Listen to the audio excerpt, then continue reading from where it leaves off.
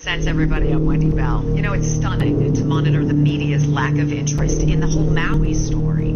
I've been in this business for 30 years. I'm stunned, but I'm not surprised. The dots are connecting. And coincidence seems to be the story here, right? But the true story, the media knows it is not allowed to tell. But I can.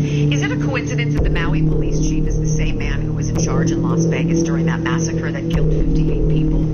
Is it a coincidence that the Maui property, owned by million and billionaires, wasn't touched by the flames while homes of the locals all burned? Was it a coincidence that the flames traveled across hundreds of feet of pavement and crossed a 4-lane highway with emergency shoulders to jump into the ocean and then burn all the boats?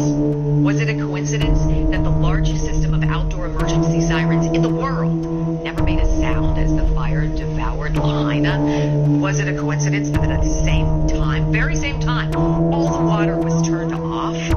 Was it a coincidence that police were ordered to block off streets and to funnel all the cars trying to escape onto one road where that firestorm incinerated entire families? How about the coincidence that the governor of Hawaii, Josh Green, just weeks before that inferno, signed a pledge to the UN's 2030 Agenda of Sustainable Development, pledging to eliminate emissions? Weird. And think about this coincidence. That governor also signed an emergency proclamation on July 17th, 3 weeks before the fire, about housing of all things, and suspended 7 state statutes protecting historic preservation laws, removing all of the red tape when it comes to building infrastructure.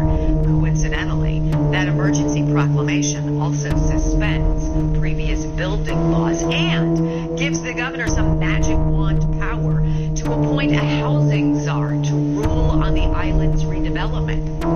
Is it a coincidence that the government put up a black fence around Lahaina, or that the FAA grounded all drones from flying over the affected areas? Is it a coincidence that since at least 2011 there have been plans to make Maui the first smart city run by 100% renewable energy, and that coincidentally 2 of the 3 largest landowners on Maui are BlackRock and the U.S. government, and that both are part of the UN's agenda? It must be a coincidence, then, that the locals whose homes did not burn are now being evicted from their property. And, of course, a total coincidence that all the fact checkers who are checking these facts, who say everything I just told you is just a coincidence, are also owned and run by BlackRock. Thank goodness none of these coincidences is connected. I'm Wendy Bell. I'll see you next time for more Common Sense.